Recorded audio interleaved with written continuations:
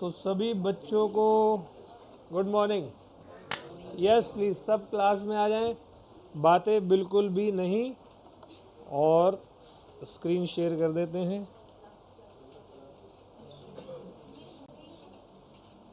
तो मेरे बच्चों क्या हाल है सबके? सब बढ़िया, सबकी पढ़ाई सही हो रही है? ठीक है। तो एग्ज़ाम्स आने वाले हैं थोड़े दिनों में, और उसी के अकॉर्डिंगली आप अपनी मेहनत को थोड़ा सा और बढ़ा दो। भीनी भीनी सी आवाज़ आ रही है क्लास में, बंद कर लो अपना मुंह।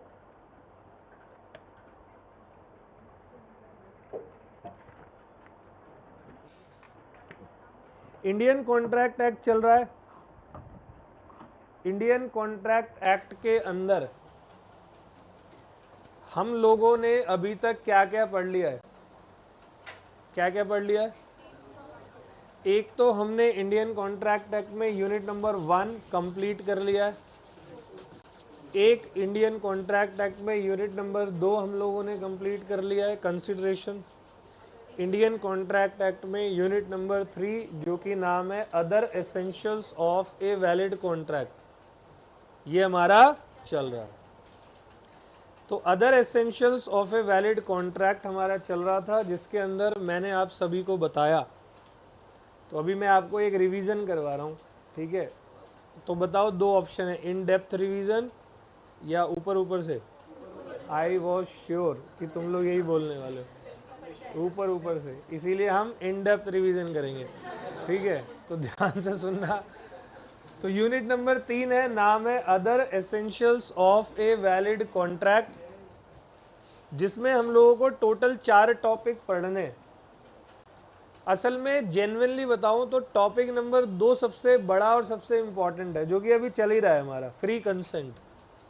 सबसे पहले मैंने आप लोगों को बताया क्या कि कैपेसिटी टू कॉन्ट्रैक्ट, दूसरा फ्री कंसेंट, तीसरा लॉफुल पर्पस, और चौथा agreement declared void by law.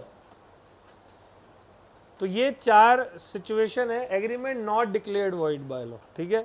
ये 4 सिचुएशन है जो कि पूरी यूनिट नंबर 3 को कवर कर देता है।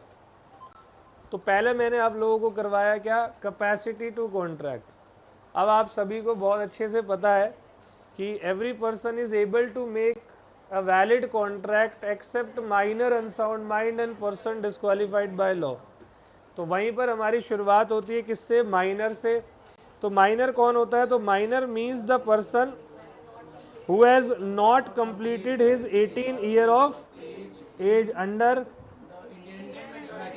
Indian majority act 1875। लेकिन दो केसेस में माइनर की एज जो है वो क्या हो जाती है? वो 21 ईयर हो जाती है। व्हेन, जब, यस, जब एडमिनिस्ट्रार उसकी प्रॉपर्टी के लिए और उसका गार्जियन जो है वो कोर्ट के द्वारा अपॉइंट किया जाता है। माइनर की पोजीशन क्या थी मेरे प्यारे प्यारे बच्चों? माइनर की पोजीशन ये थी, माइनर्स एग्रीमेंट इज वॉइड अब इनिशियो। जहाँ पर एक केस लॉ हम लोगों ने देखा था, अभी रिवीजन करवा रहा हूँ, ठीक है? जहाँ पर एक केस लॉ हम लोगों ने देखा था, मोहिरी बीवी वर्सेस धर्मोदास घोष, और फिर था minor's agreement can not be ratified, once void always void. Number 3 क्या था? माइनर, माइनर जो है वो बेनिफिशियरी बन सकता है। नंबर 4, माइनर अपने आप को छुपाकर फ्रॉडुलेंटली रिप्रेजेंट कर सकता है, फिर भी उसकी गलती नहीं होगी, यानी कि वो अपनी माइनॉरिटी को प्लीड कर सकता है। या कंसेप्ट ऑफ एस्टॉपेल माइनर पे अप्लाई नहीं होता। फिर इसके बाद माइनर की property will be liable for supply of necessaries to the minor. और अगला पॉइंट मैंने आपको बताया, माइनर के गार्जियन जो है वो माइनर की एक्टिविटीज पर लाइबल नहीं होंगे। अगला पॉइंट, माइनर कभी भी पार्टनर नहीं बन सकता, किसी भी पार्टनरशिप फर्म में वो प्रॉफिट में आ सकता है। फिर मैंने आपको बताया माइनर एजेंट बन सकता है, पर्सनली लाइबल नहीं होगा। माइनर इंसॉल्वेंट नहीं हो सकता। All well? कितने बच्चे हैं जो श्योर शॉर्ट हैं? बिल्कुल ओके, अभी तक का लॉ जो चल रहा है वो ओके चल रहा है। मज़ा आ गया, ऐसा हाथ खड़े होते हैं ना तो अच्छा लगता है, पूरी भीड़ के, है ना? अनसाउंड माइंड, तुम्हें नहीं कह रहा हूँ, बता तो unsound mind means the person who is not able to understand the terms and condition of the contract is called unsound mind. And हम लोगों ने सेवरल एग्जाम्पल्स देखे थे, lunatic person, insane person, drunken person, idiot person, they all are unsound person, unsound mind person, and they all are not able to make any contract while at the time of making contract उनका mind unsound है। अगर उनका mind contract बनाते वक्त sound है तो मेरे दोस्त वैलिड कॉन्ट्रैक्ट है। ऑल वेल था। फिर हमने बात करी पर्सन डिस्क्वालीफाइड बाय लॉ की, तो कौन कौन से लोग लॉ ने क्या कर रखे हैं, डिस्क्वालीफाइड कर रखे हैं। लिस्ट ऑफ द पर्संस है जिनको लॉ ने बिल्कुल खुलेआम डिस्क्वालीफाइड कर रखा है। सबसे पहला एलियन इनेमी। आपको पता है ना एलियन इनेमी मतलब, अभी इसको हिंदी में बोलेंगे विदेशी दुश्मन, है ना। इंडिया पाकिस्तान की वॉर चल रही है, पाकिस्तानी हमारा दुश्मन है। इंडिया चाइना की वॉर चल रही है, तो ये जो चाइनीज है वो हमारा दुश्मन है। ऑल वेल, चाइनीज की आंखें ऐसी होती है नहीं, जापानीज की ऐसे और चाइनीज की ऐसे। कभी भी गौर कर लेना, मैंने बहुत करीब से चाइनीज को देखा है, अभी बताऊंगा ना। ऑल वेल, मैंने चाइनीज को बहुत करीब से देखा हुआ है, बहुत ज्यादा करीब से नहीं, गलत मत समझना मुझे। मैं बस थोड़े से करीब की बात कर रहा हूँ। गरीबों, आगे आगे बढ़ते। तो ठीक है, एलियन इनेमी, इंसॉल्वेंट पर्सन। अच्छा, हम पढ़ क्या रहे हैं, disqualified by law. Insolvent person always disqualified है, ओनली रीजन इज दैट कि उसके पास कंसिडरेशन देने के लिए कुछ है ही नहीं। कन्विक्टेड पर्सन, कन्विक्टेड पर्सन, कभी कभी बच्चा पूछ लेता है डाउट, बेटा गिल्टी फाउंड पर्सन। दो तरीकों के लोग होते हैं जो जेल में होते हैं, एक वो जो सजा काट रहे होते हैं उनको गिल्टी फाउंड पर्सन कहते हैं, एक वो जो ट्रायल पे हैं उनकी बात नहीं हो रही। ट्रायल समझते हो ना, अभी केस चल रहा है। नंबर नेक्स्ट क्या था हमारा, government officer, ambassador, foreign officer, they are not always disqualified but they disqualified when they cross their limit. All well. And the number last was joint stock company, या company आप बोल दो। एक company का memorandum of association में object clause होता है, जब भी वो अपने ऑब्जेक्ट क्लॉज से बियॉन्ड चली जाती है वो डिस्क्वालीफाइड हो जाती है। All well. और हम लोग थोड़ा सा आगे बढ़ते हैं। फिर मैंने आप लोगों को अगला पॉइंट बताया, फ्री कंसेंट। तो फ्री कंसेंट सेक्शन 14 कहता है कि भाई other essentials of valid contract का one of the main important element है फ्री कंसेंट रखना कॉन्ट्रैक्ट बनाते वक्त। अगर आप कॉन्ट्रैक्ट बनाते वक्त फ्री कंसेंट नहीं रखते तो आपका जो अग्रीमेंट जो आपने बनाया वो most of the time voidable होता है, सम टाइम वॉइड और वैलिड भी होता है। अभी और इसको डिटेल में करते हैं। तो 5 सिचुएशन है जहां पर वॉइडेबल रहेगा। Out of 5 situation, sorry 5 situation है जहां पर फ्री कंसेंट नहीं रहेगा। एक मेरा कोएर्जन है, एक अनड्यू इन्फ्लुएंस, एक फ्रॉड, एक मिस रिप्रेजेंटेशन, एक मिस्टेक। मिस्टेक को साइड करके जो 4 बचे हुए चारों वॉइडेबल है। Coercion voidable, undue influence voidable, fraud voidable और मिस रिप्रेजेंटेशन आपका क्या होता है, वॉइडेबल। और बचा हुआ जो एक पॉइंट है वो क्या है, मिस्टेक वैलिड होगा और वॉइड होगा, वो अभी हम पढ़ने वाले हैं। दैट पहला मैंने कोएर्जन करवाया। कोएर्जन मतलब हम किसी को फिजिकली कमिट कर रहे हैं या कमिट करने की धमकी दे रहे हैं। क्यों कमिट कर रहे हैं, किसी को फिजिकल टॉर्चर टाइप कर रहे हैं ताकि हम उससे कोई जबरदस्ती कॉन्ट्रैक्ट बना सके। तुम्हारी प्रॉपर्टी, तुम्हारी कार, तुम्हारी मोटरसाइकिल या तुम्हारी सर्विसेज जबरदस्ती मैं तुमसे ले रहा हूँ, वॉइडेबल है। इंडियन पीनल कोड में पनिशेबल है जनरली। All well. प्रूफ कौन करेगा कोर्ट में, एग्रीव्ड पार्टी। सुसाइड करने की धमकी देना क्या होता है, क्या कोई थर्ड पार्टी कोएर्जन कर सकती है, हाँ कर सकती है, यस। और दूसरा था undue influence. Undue influence means moral pressure, it means obtaining consent of other party by dominating the will of other party. उसकी विल को मैं डोमिनेट कर रहा हूँ। मैं पेरेंट्स हूँ, तू मेरा बच्चा है, अभी तू मेरा बच्चा है तो मैं तेरे को जो है डोमिनेट कर रहा हूँ, या बच्चा अपने पेरेंट्स को डोमिनेट कर रहा है, एक प्रिंसिपल अपने टीचर को डोमिनेट कर रहा है, एक डॉक्टर अपने पेशेंट को कर रहा है, एक लॉयर अपने क्लाइंट को कर रहा है, एक स्पिरिचुअल गुरु अपने डिवोटी को कर रहा है। डिसाइपल को। एक लैंडलॉर्ड अपने टेनेंट को कर रहा है, एक क्रेडिटर अपने डेटर को कर रहा है, डेटर क्रेडिटर को कर रहा है, टेनेंट लैंडलॉर्ड को कर रहा है, वाइफ हस्बैंड को कर रही है, हस्बैंड वाइफ को कर रहा है। अल्टीमेटली रिलेशन होना बहुत जरूरी है। तो कोएर्जन और अंडिव इन्फ्लुएंस का एक मेजर डिफरेंस है। कोएर्जन थर्ड पार्टी कर सकती है, अंडिव इन्फ्लुएंस कोई थर्ड पार्टी आया जी नहीं कर सकती। अंडिव इन्फ्लुएंस में रिलेशन होना जरूरी है, कोएर्जन में रिलेशन होना जरूरी नहीं है। कोएर्जन जनरली पनिशेबल होता है, अंडिव इन्फ्लुएंस जनरली पनिशेबल नहीं होता। आई थिंक ओके, सबको आ रहा है समझ में? चलो और आगे बढ़े हम लोग। फिर मैंने स्टार्ट किया आप लोगों का क्या, फ्रॉड नाम का topic. Fraud means it means obtaining consent of other party by committing by concealment of any material fact with the intention to deceive the other party is called fraud।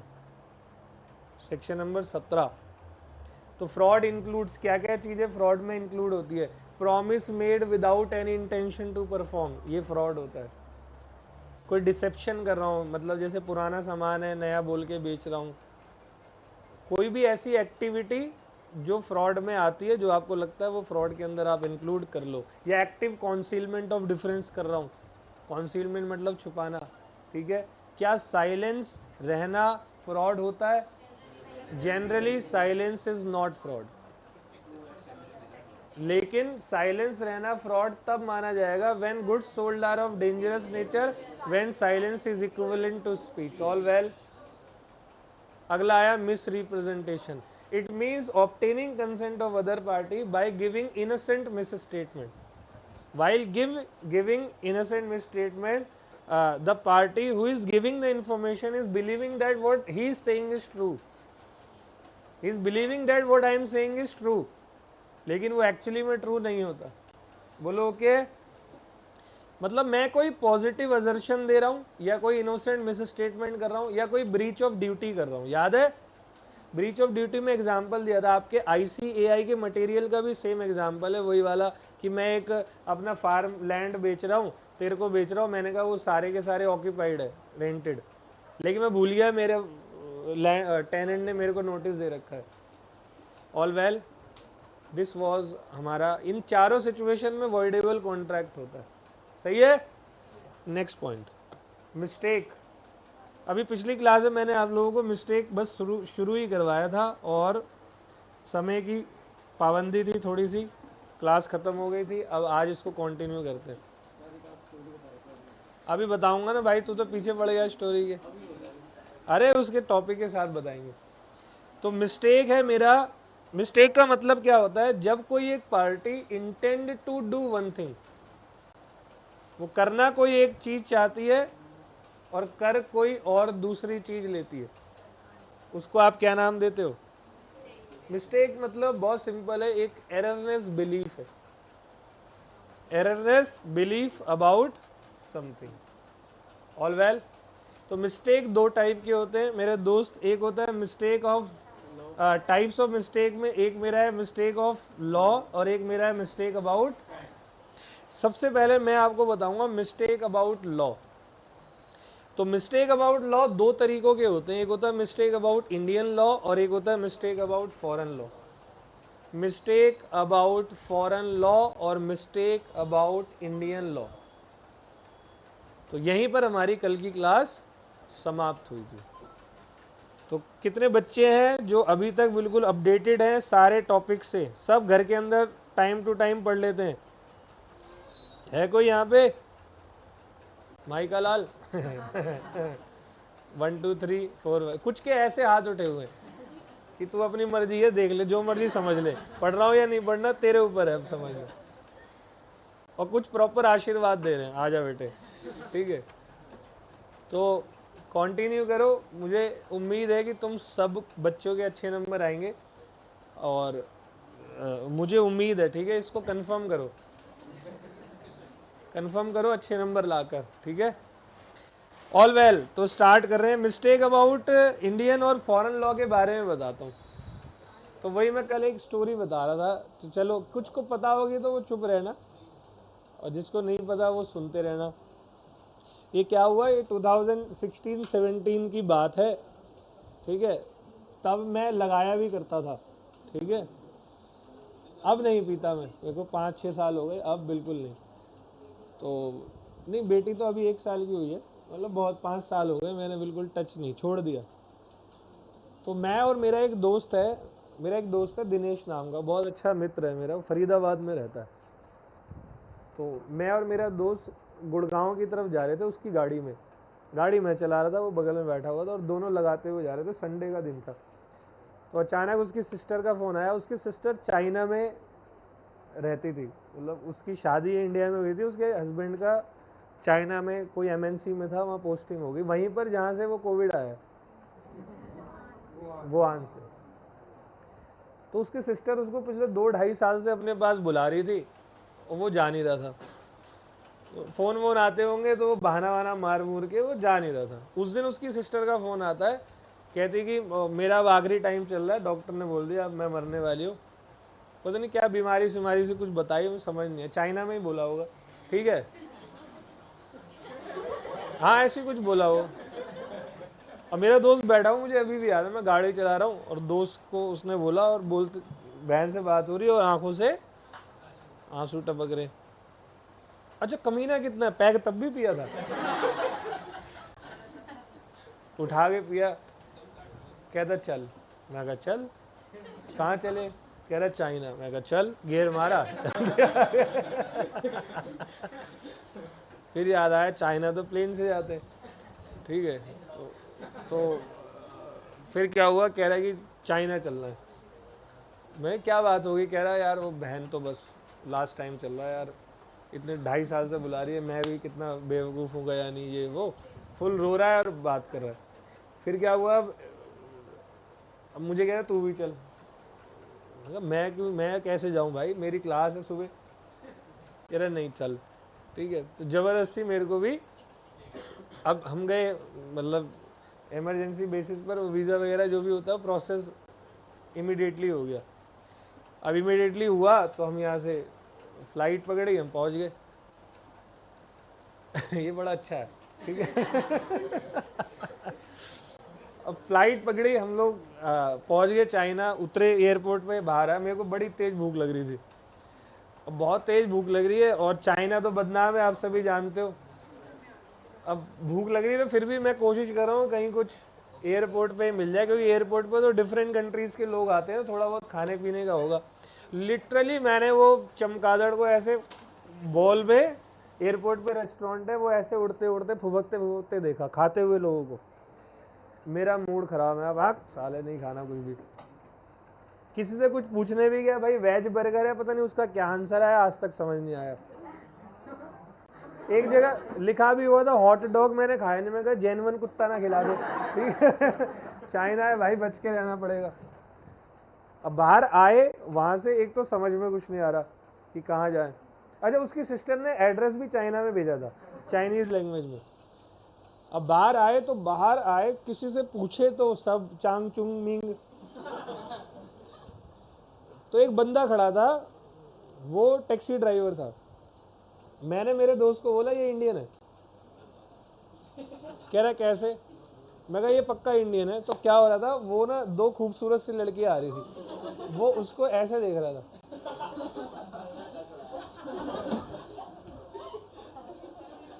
उसने अपनी मुंडी को 365 कर लिया, जब तक वो लड़कियां उस पार नहीं चली गई। मैं कहा ये इंडियन है, कह रहा चल इससे पूछते हैं जाके। तो वहाँ पहुँचे तो उस भाई से पूछा, मैंने डायरेक्टली पूछा, मैंने कहा भाई इस जगह जाना चलेगा, कहता हाँ भाई। मैं कहा देखा इंडियन है ना, लेकिन फिर भी कंफर्मेशन ले ली। मैं पाकिस्तानी भी कुछ ऐसी हरकत करते हैं खून तो हमारे ही है, बाप तो हम ही है, ठीक है। तो पाकिस्तानी तो नहीं था, लेकिन था वो इंडियन ही। अब उसकी टैक्सी में हम लोग बैठे, और झूठा इतना बड़ा साला ड्राइवर, कहता बस आने वाले। जैसे धमाल पिक्चर में बंदे गोवा नहीं जाते कि बस नाम बताते बताते पहुंच जाएंगे, वो हमें वैसे ही ले गया। लगभग 1.5 घंटे बाद हम लोग वहाँ पहुँचे, और पहुँचे बड़े अच्छे अच्छे घर, मतलब वहाँ पर लॉन टाइप वाले, वो हमारे यहाँ पे जो माचिस के डिब्बे वाले घर है वैसे नहीं थे, अच्छे घर थे जिस जगह पर वो लोग रहते थे। तो गया, बैल बजाई, तो एक छोटा सा फुद्दू सा लड़का आया, वो उसका भांजा था, मेरे दोस्त का। वो बिल्कुल गोलू सा, वो वाली तुमने वो देखी है डोरेमोन, उसमें वो जियान होता है मोटू सा, वो जियान की तरह उसने गेट खोला। भले था वो इंडियन, वहां रह रहे के चाइनीज हो गया था शक्ल से ही। वो बिल्कुल, मैंने उसके पेड़ पे ऐसे खुजली करी।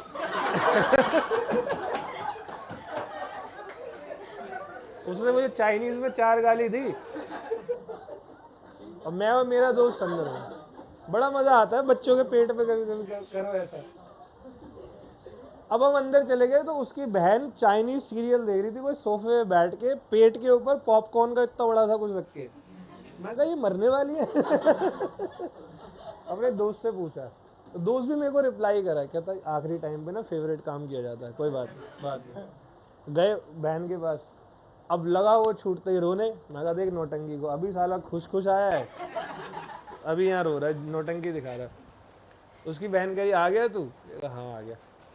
कह रही क्या हुआ तुझे, कौन सी बीमारी? कह रही कोई बीमारी नहीं है, तू आ नहीं रहा था 2.5 साल से, तो तेरे को बुलाया मैंने ये बहाना मार के। मैंने कहा मेरा अब इस शरीर पे से विश्वास उठ चुका है और मैं जा रहा हूँ इस देश को छोड़कर।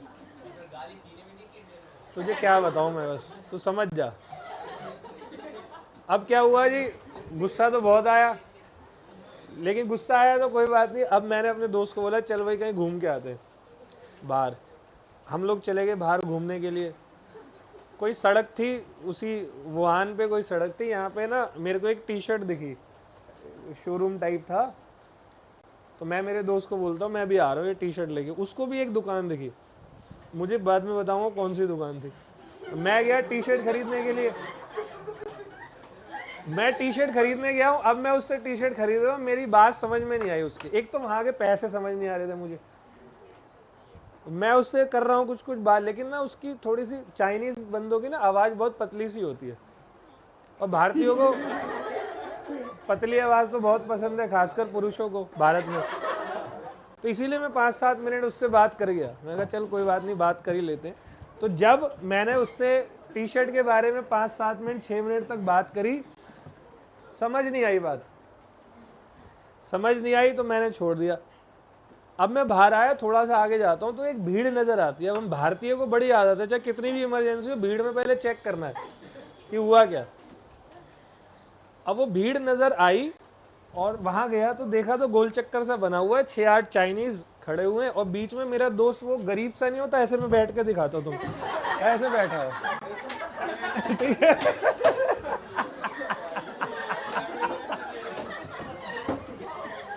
मैं कहा यार ये तो जाना पहचाना ही लग रहा है, ये तो अपना ही बंदा है। मैंने पूछा उससे, बिल्कुल गरीब की तरह बैठा हुआ है ऐसे। मैं कहा क्या हो गया, यहाँ क्यों बैठा हुआ है तू? कह देखे इसने बिठा रखा है। ठीक है, तो चाइनीज पुलिस वाले थे, उन्होंने उसको बिठाया हुआ था। अब देखो मेरी एब्सेंस में उसने क्या किया, मैं तो टी शर्ट लेने गया था, वो साला दारू लेने चला गया। अच्छा ले भी लिया तो थोड़ा सा आगे जाके कहीं पर वो किसी दीवार पर बिल्कुल मस्त पाँव रख के ऐसे पी रहा। अच्छा वहाँ ना बौद्ध को बहुत मानते, तो वहाँ कोई ऐसा वो स्पेस था, जैसे हमारे यहाँ पे स्कूल कॉलेज लिखा होता ना स्कूल की दीवारों पे सिगरेट ये सब नहीं पी सकते, अब वहाँ भी चाइनीज़ में कुछ लिखा हुआ था। अब देखो एक बार बताओ, भारत में दीवारों पर क्या लिखा होता है? कोई एक्सप्लेन करेगा? तो वहां दीवारों पर कुछ लिखा हुआ था, उसने कहा वही लिखा होगा जो वहां लिखा होता है, गधे के डैश, है ना, समझ गए ना। अब उसने वहीं पर पीना स्टार्ट कर दिया और उसको वहीं धर लिया पुलिस वालों ने। अब उससे वो बात कर रहे, वो समझ ही नहीं आ रही। फिर जब मैं वहां पहुंचा तो देखा थोड़ी देर में कोई इंडियन पुलिस वाला आया। फिर हम दोनों को आती कहते तुम सुधरोगे नहीं। क्या यार सालों, कहीं भी जाओगे वहीं बदनाम। लिटरली ऐसे ही बोला मैं वो। तो भाई हुआ क्या ये तो बताया, इसको बिठा रखा गरीबों की तरह। कह रहा है देख ये जो है ये कुछ धर्म वरम का, यह बौद्ध का कुछ था, ये प्लेस है जहाँ पर आप ये अलाउड नहीं है, साफ साफ लिखा हुआ है। मैं कहा यार क्या करें फिर, लेकिन उन्होंने छोड़ दिया बिकॉज हमें मिस्टेक थी अबाउट फॉरेन लॉ। बोलो हाँ या ना? मिस्टेक अबाउट फॉरेन लॉ क्या होता है? अगर छोड़ दिया तो मतलब लीगल एक्शन नहीं लिया होगा, और लीगल एक्शन कहाँ नहीं लेते? जहां पर चीजें वॉइड होती है। तो जीवन भर याद रखना, mistake about foreign law void होता है। लेकिन वही काम हमने भारत में किया होता तो बहुत मारते, पब्लिक प्लेस में मारते, अकेले में मारते, सोशल मीडिया पे मारते, अखबारों में मारते, हर जगह मारते। ऑल वेल, तो ये हमारी स्टोरी थी चाइना की। आपको मैं बता दूं, मैंने जो वहां पर देखा, चाइना हमसे लगभग 40-50 साल आगे, मतलब कहने की बात होती है वो बहुत आगे। वहाँ की टेक्नोलॉजी समझ ही नहीं आ रही थी, बिल्कुल समझ नहीं आ रही, इतना आगे वो। और हमने यहाँ पर अपनी इंस्टा पे रील पोस्ट करी, 600 व्यूज देखा, 600 व्यूज है। 600, बोलो हमारा लेवल ही अलग है। चलो, तो बेटा अभी का मैंने आप लोगों को इस एग्जाम्पल में एक आंसर दिया है। आंसर क्या है? Mistake about foreign law always क्या होता है? और इसीलिए मिस्टेक अबाउट फॉरेन लॉ को मिस्टेक अबाउट सब्जेक्ट मैटर या मिस्टेक अबाउट फैक्ट भी बोलते हो, क्योंकि मिस्टेक अबाउट फैक्ट या सब्जेक्ट मैटर भी क्या होता है? कल बताया था ना, वॉइड होता है। Mistake about Indian law, law of the land है, और लॉ ऑफ द लैंड मेरे दोस्त हमेशा वैलिड रहेगा, बिकॉज आप सभी को लॉ की पहली क्लास में मैंने बताया हुआ है, ignorance of law is no excuse. ये नहीं कि आपको नॉलेज नहीं है तो वहां आप बोल रहे हो दैट कि मेरे को तो पता ही नहीं था, अगली बार से नहीं करूंगा। नहीं, अगली बार से बेशक मत करियो, अभी फाइन दे के जा। फाइन नहीं देगा, लीगल एक्शन लूंगा, एनफोर्सेबल बाय लॉ होगा। ऑल वेल, तो ये मेरा प्रॉपर मिस्टेक का अभी खत्म नहीं हुआ, मिस्टेक आगे है, लेकिन मिस्टेक को मैंने प्रॉपरली आपको बताया। मिस्टेक दो टाइप के हैं, एक मिस्टेक अबाउट लॉ हो गया, एक मिस्टेक अबाउट सब्जेक्ट मैटर हो गया।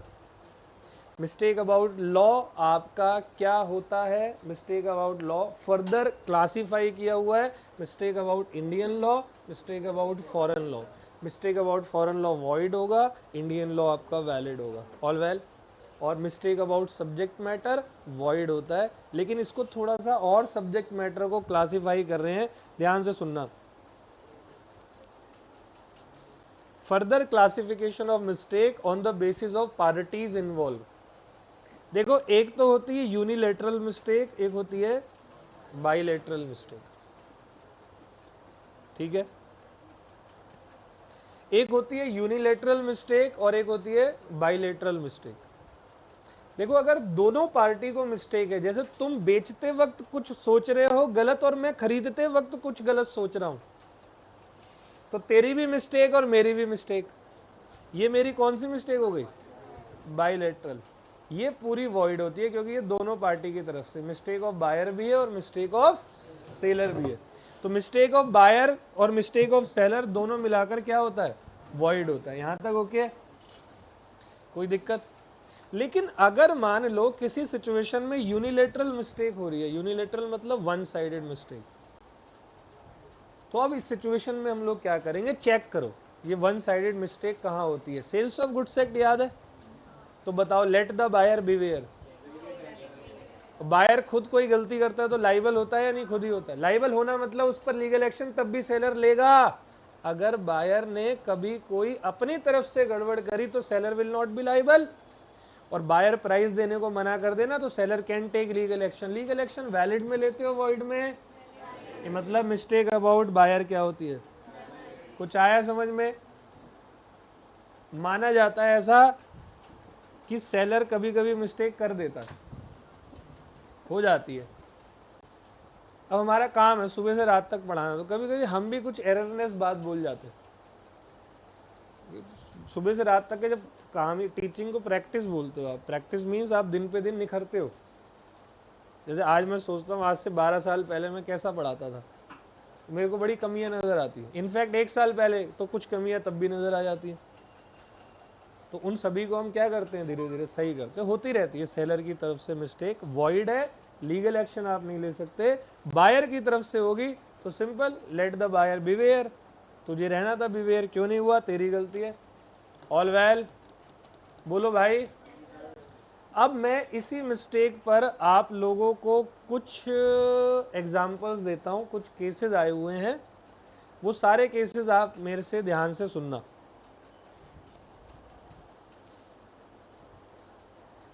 एक केस आया हुआ है, mistake as to existence. Existence of what? Existence of subject matter. Mistake as to what? Existence. Existence about what? Existence about subject matter. ठीक है, तो एक केस आया था,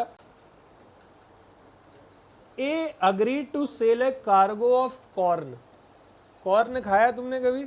मेट्रो स्टेशन के अंदर बड़ा अच्छा लगता है खाना, है ना? तो कॉर्न आपने खाया हुआ है। एक ना कॉर्न का कार्गो आ रहा था। कार्गो मतलब शिपमेंट। मान लो किसी ए कंट्री से बी कंट्री आ रही है, उस शिपमेंट में कार्गो रखा हुआ है। कार्गो किसका है? कॉर्न का। हिंदी में इसको कहते हैं भुट्टा, है ना जी। मेरा वो कॉर्न शिपमेंट में आ रहा है, मैं तुम्हें वो कॉर्न बेच रहा हूं, बेचने का वादा कर रहा हूं।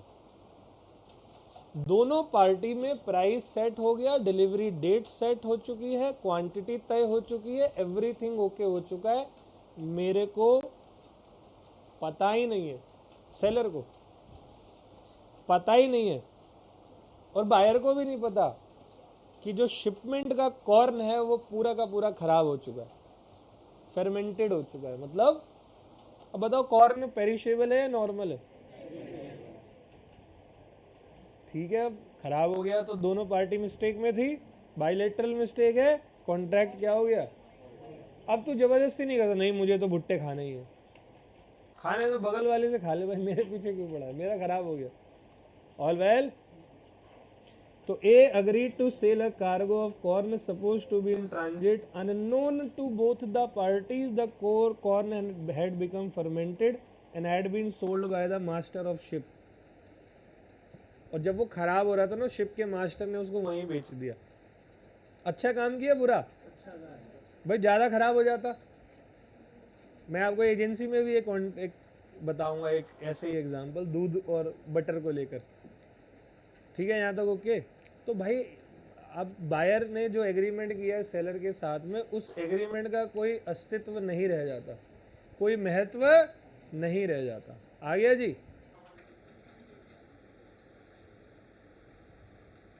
अब दूसरा है mistake about identity.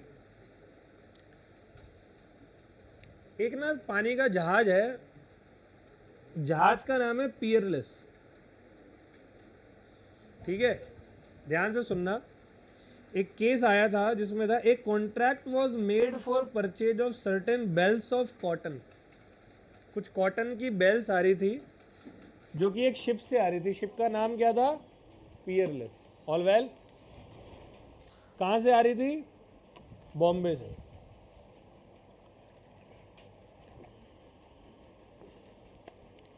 To ships of the same name, peerless, were to sail from Bombay. अब बॉम्बे से दो शिप सेम नाम के आ रहे थे, दोनों ही शिप का क्या नाम था? Peerless. Buyer intended to buy cargo of one ship, but seller was selling the cargo of। Buyer ship 1 के बारे में बात कर रहा था और सेलर शिप 2 को बेचने के बारे में बात कर रहा था। क्या भाई? फैक्ट क्या? तो वही तो कह रहा हूं, वॉइड हो गया। ये वही तो टॉपिक है। अब ये बताओ, मिस्टेक अबाउट फैक्ट या सब्जेक्ट मैटर है या नहीं है? और ये मैंने आपको ऊपर क्या बताया, तो यहां भी वॉइड हुआ। लेकिन कुछ लोग हैं वो मानते नहीं है, वो कोर्ट चले जाते हैं।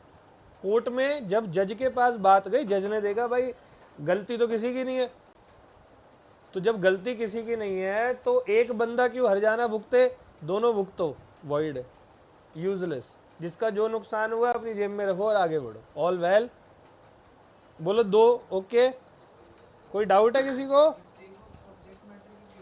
सर वही समझा रहा हूं मैं, मतलब ये मिस्टेक को फर्दर क्लासिफाई किया हुआ है। मिस्टेक ऊपर उतना ही है, मिस्टेक अबाउट लॉ या सब्जेक्ट मैटर, लॉ भी उतना ही है, दो है मिस्टेक अबाउट इंडियन और फॉरेन लॉ वॉइड है, इंडियन लॉ वैलिड है। सब्जेक्ट मैटर जनरली वॉइड होता है, अगर mistake about subject matter buyer से यूनिलेटरल तो ही वैलिड होगा, इतना ही है मिस्टेक, लेकिन और फर्दर क्लासिफाई किया है विद सम एग्जांपल्स। तीसरा बताऊं, तीसरा है मिस्टेक अबाउट क्वांटिटी। बेटा ये सेम एग्जांपल है, कल दिया था मैंने आपको। मैं तुमसे एक राइफल खरीदना चाहता हूं, क्या खरीदना चाहता हूं? राइफल।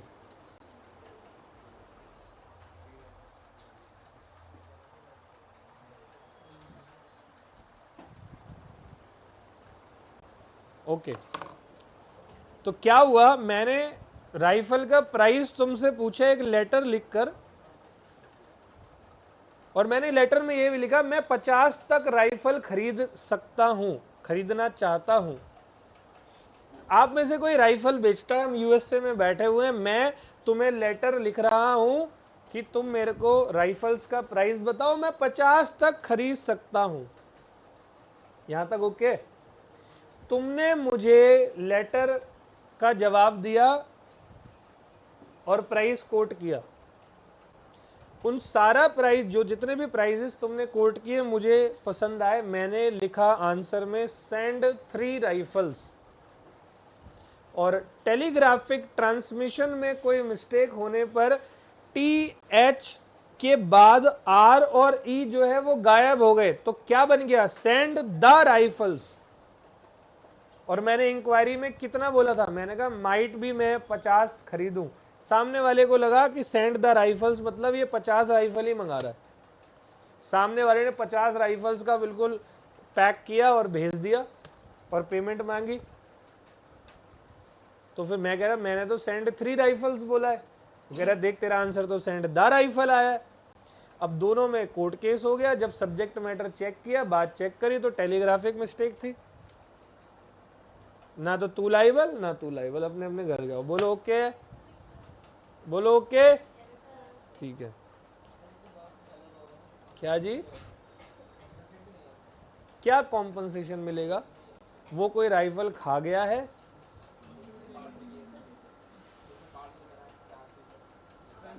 नहीं, इसमें किसी का कुछ नहीं। बोला ना वॉइड मीन्स व्हाट? यूजलेस है। हाँ, पार्टी अपने मन से कुछ दे दे, चल भाई तेरा ये ट्रांसपोर्टेशन तू रख ले, चल।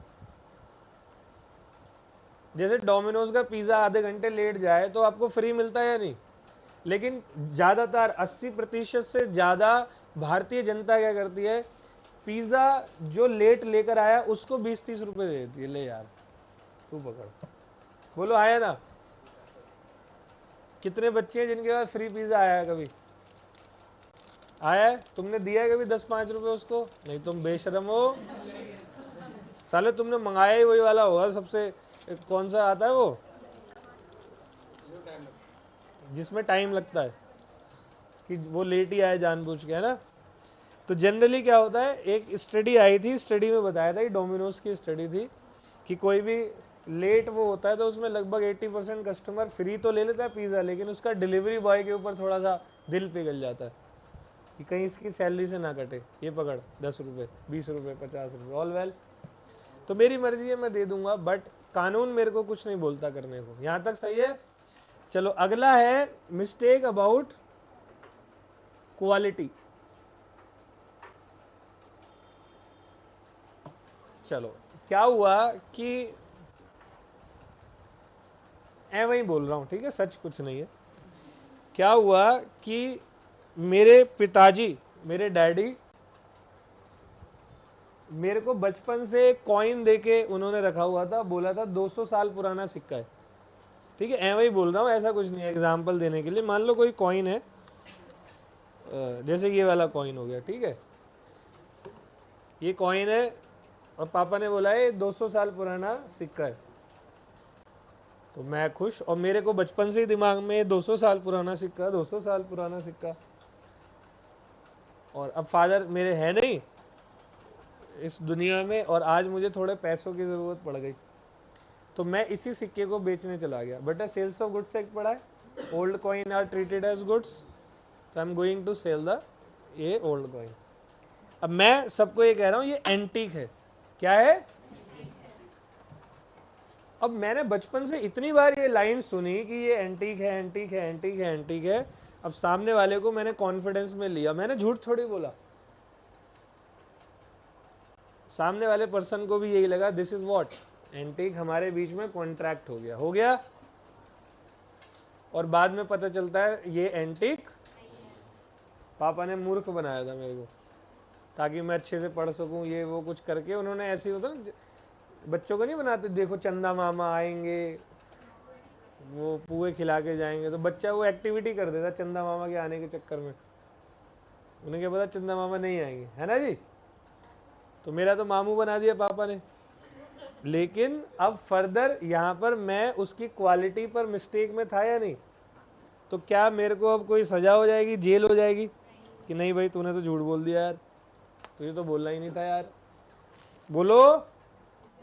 तो A agreed to sell Y an antique item believed by X to be of 18th century. What X possessed was actually of the 20th century. So the bilateral mistake about quality of subject matter. और bilateral mistake क्या होता है?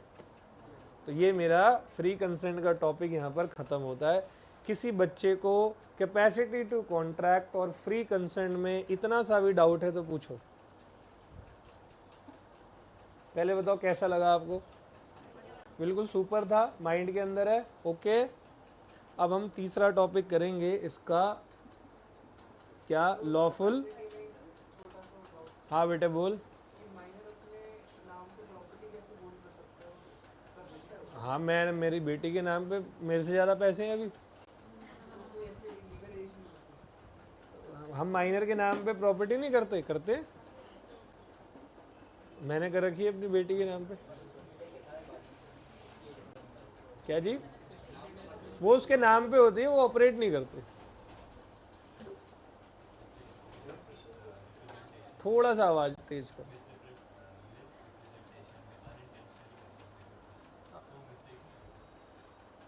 One sided होती है ना वहां पर, मतलब सामने वाली पार्टी को नहीं पता मिस्टेक में क्या है। मिस्टेक, और इसलिए तो मिस्टेक, और वहां पर क्या है मिस्टेक में एररनेस बिलीफ है, और वहां पर अनइंटेंशनली कुछ हम जो है स्टेटमेंट जो दे रहे हैं वो गलत हो जाए, इनोसेंटली मिस स्टेटमेंट दे रहे हैं। बात ए है बोल बी रहे, सही है बेटा? और कोई डाउट है? अब हम करेंगे इसका अगला पोर्शन।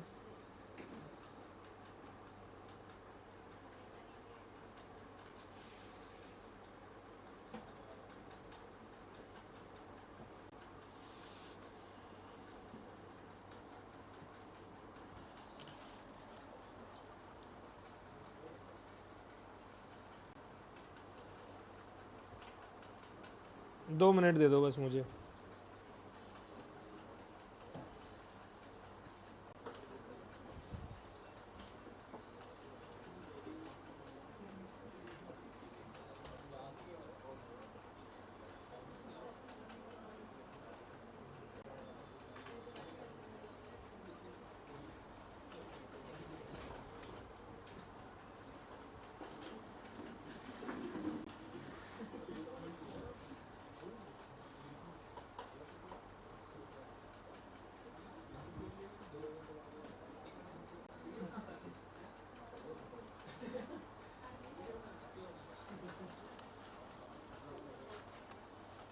Yes please.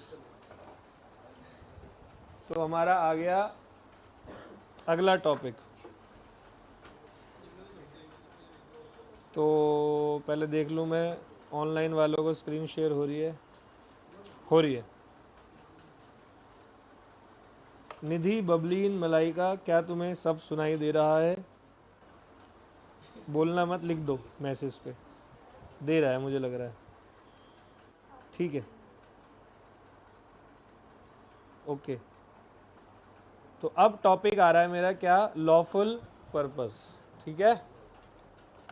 सभी बच्चे बहुत ध्यान से सुनेंगे। लॉफुल पर्पस का मतलब क्या होता है, कोई बताएगा आप में से? एक other essentials of valid contract में एक और आप लोगों का मैंने आपको पढ़ा दिया। अदर एसेंशियल्स में 4 टॉपिक पढ़ने हैं आपको। कौन कौन से 4 टॉपिक पढ़ने हैं? सबसे पहला टॉपिक आपको पढ़ना है कैपेसिटी टू कॉन्ट्रैक्ट, हम लोगों ने कर लिया है। दूसरा टॉपिक हमें पढ़ना है क्या? फ्री कंसेंट, हम लोगों ने कर लिया है।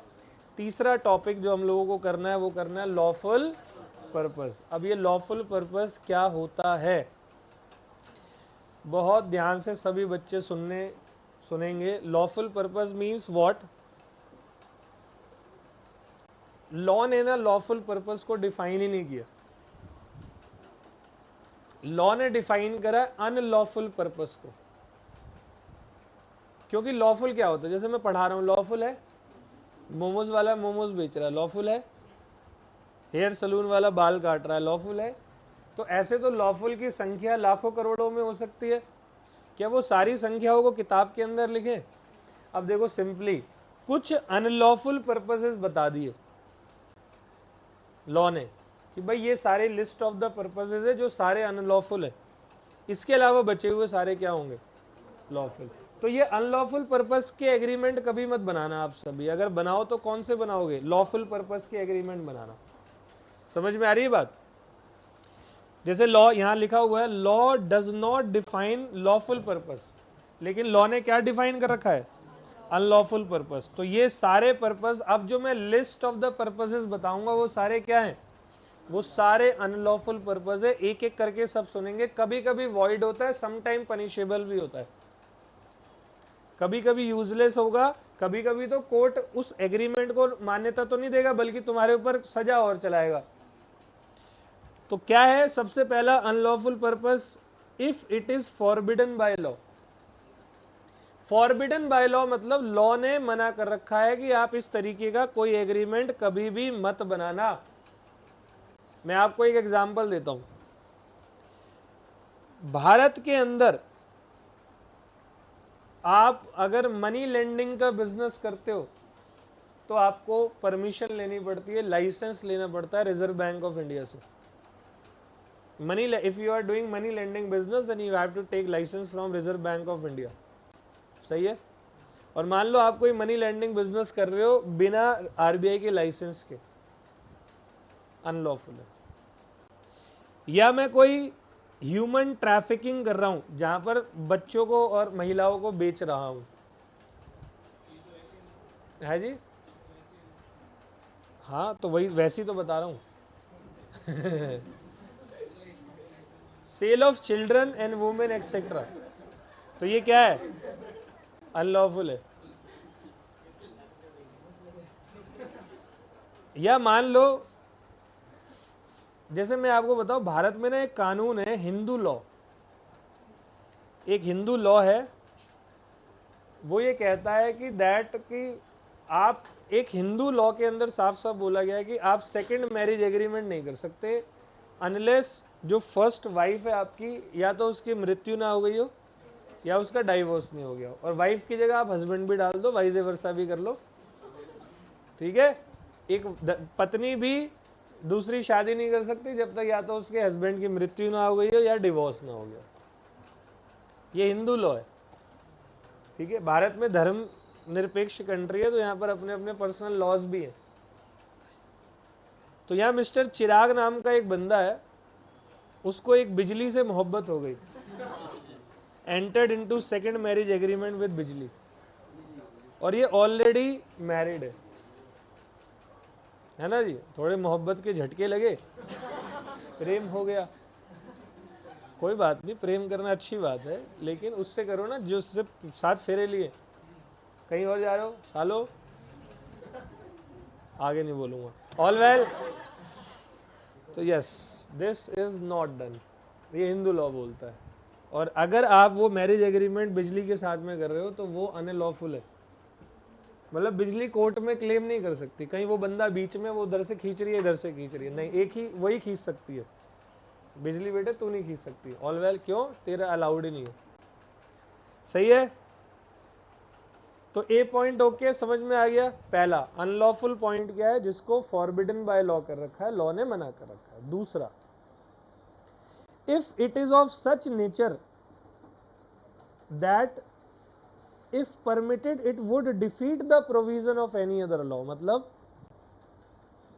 इस तरीके का एग्रीमेंट आप बना रहे हो जिससे आपका ये एग्रीमेंट दूसरे लॉ, किसी और कानून के प्रोविजंस को ब्रेक कर रहा है।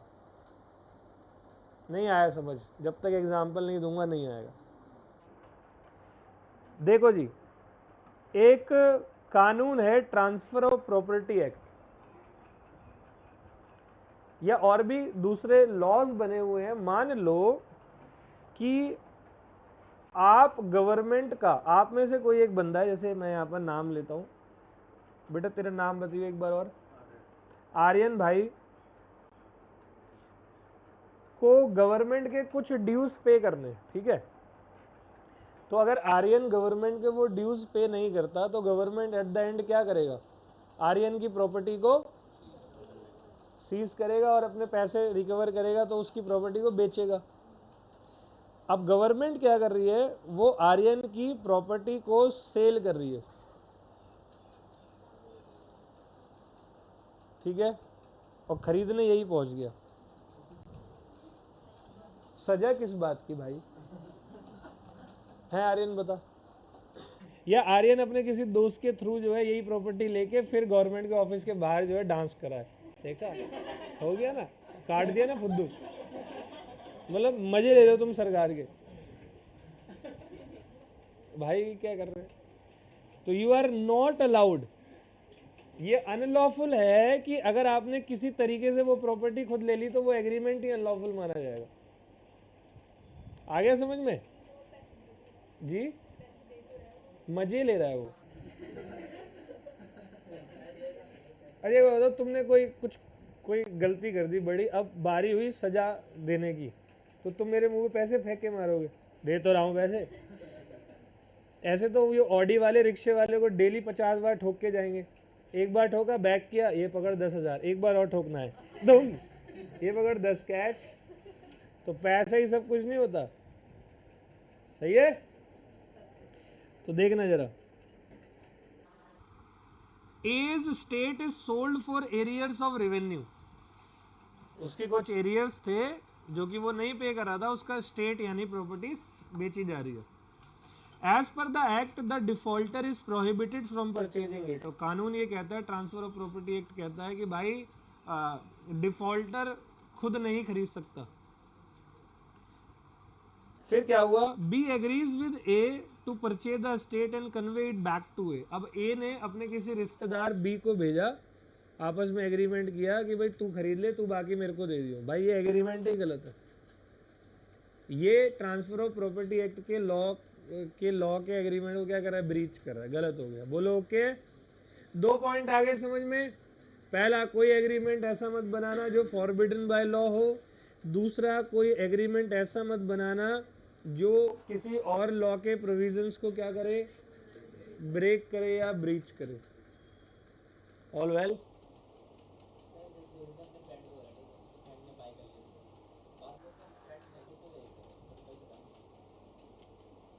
मैंने बोला कि फ्रेंड कि तू खरीद ले, बस इतना ही बोला ना, तो कोई दिक्कत ही नहीं है। लेकिन मैंने उसी टाइम बोला कि तू खरीद एंड देन मुझे दे, तो ये तो गोलीबाजी होगी ना।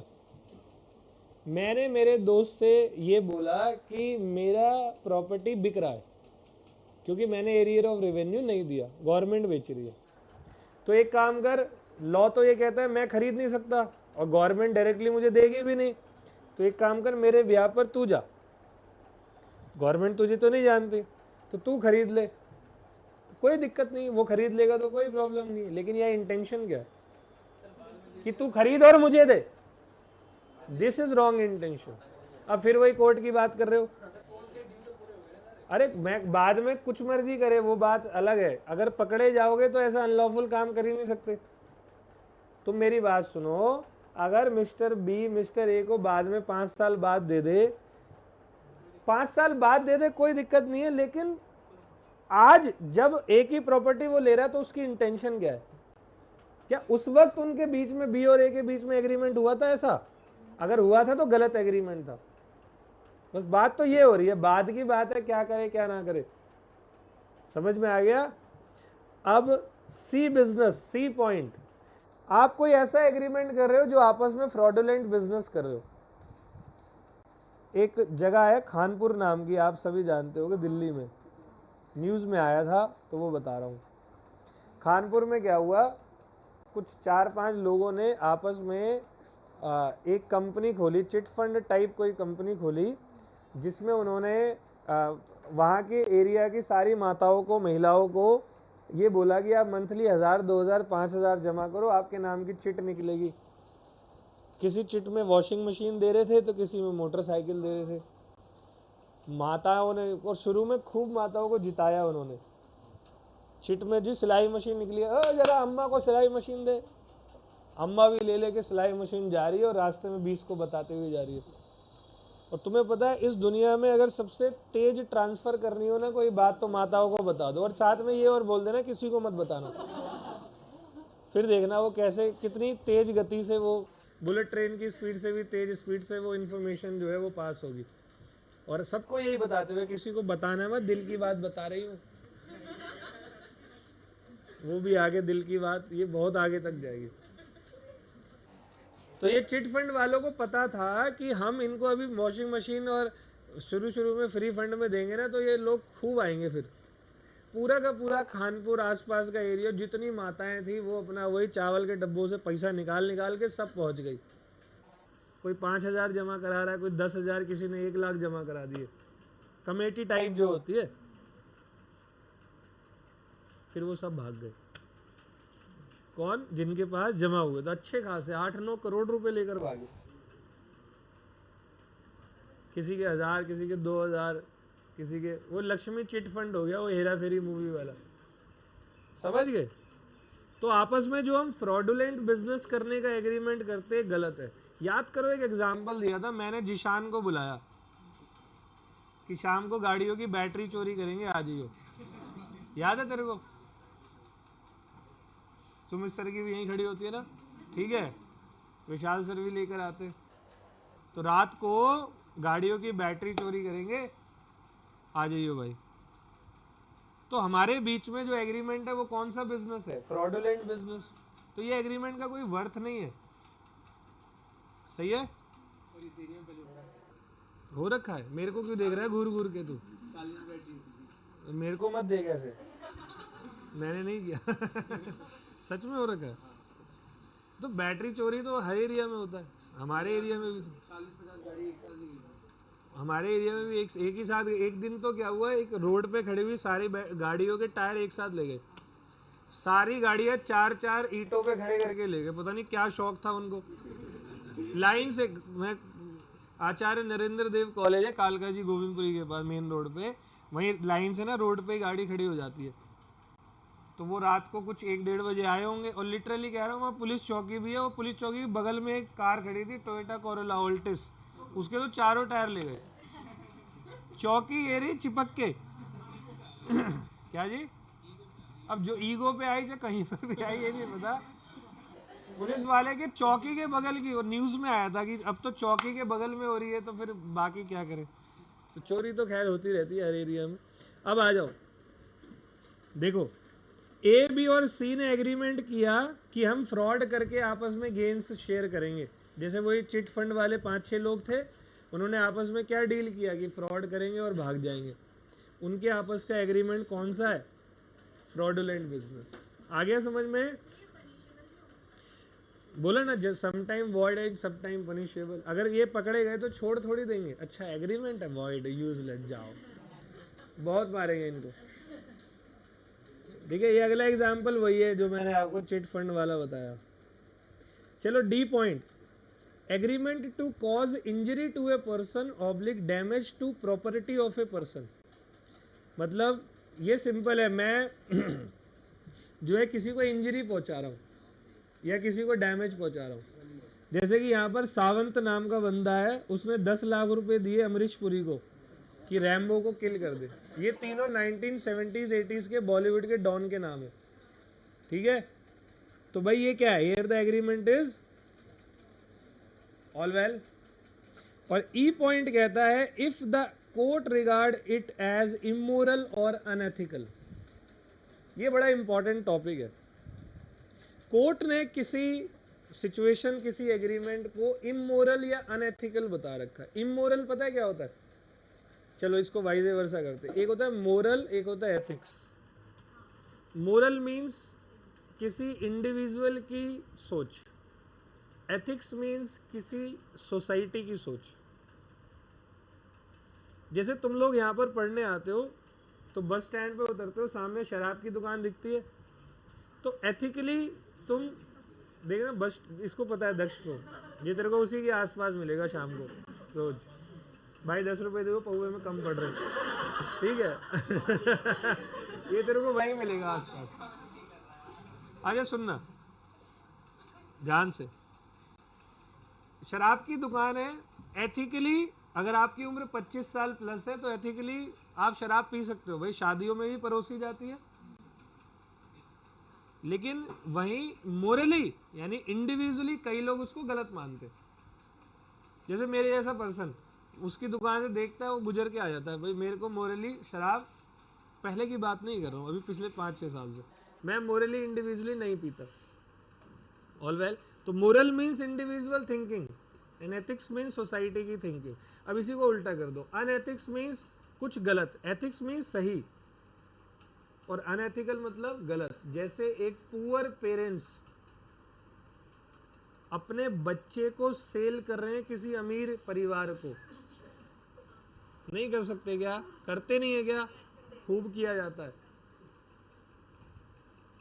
घर में खासकर बेटियां हो गई, पुराने समय की बात बता रहा हूँ, कोई कस्बा टाउन है, कोई गांव का एरिया है, उनका बच्चा हो गया, बेटी होगी, तो उनको एक तो मोरली उनका डिसबैलेंस कर देते हैं माइंड, कैसे पालोगे, कैसे शादी करोगे।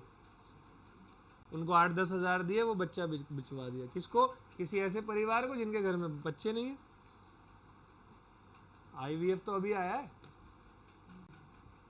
भाई, समझ में आ रही है मेरी बात क्या कह रहा हूँ? तो ऐसे सिचुएशन में अगर आप खुद ही सोचो कि चाहे गरीब माँ बाप का बच्चा हो, वो कितना कितना ज़्यादा, आप खुद अपने दिल से लगा के देखो। अभी आप लोग पेरेंट्स नहीं बने, मैं तो बना हूँ, इसलिए मेरे को पता है कि भाई अपना बच्चा अगर अपने पास से जाएगा, साला दुनिया में कोई आ जाए सबको उड़ा दूंगा बम से। अगर मैं पर्सनल लेवल की बात करूँ तो चाहे कितनी भी बड़ी दिक्कत आ जाए, मेरी बेटी मेरे पास में, वो दिक्कत नहीं आने दूंगा। और यहाँ पर लोग उसको बेच रहे हैं, तो कितना बड़ा इमोरल एक्टिविटी है, बोलो हाँ या ना? तो भाई लॉ कहता है ये ऐसी इमोरल एक्टिविटी आप नहीं करोगे, ऐसा कोई भी एग्रीमेंट आप किसी के साथ में नहीं करोगे। सही है? तो यहाँ पर देखो कह रहा है, a poor parents agree to sell his daughter to rich person for ₹1 lakh, this agreement is what.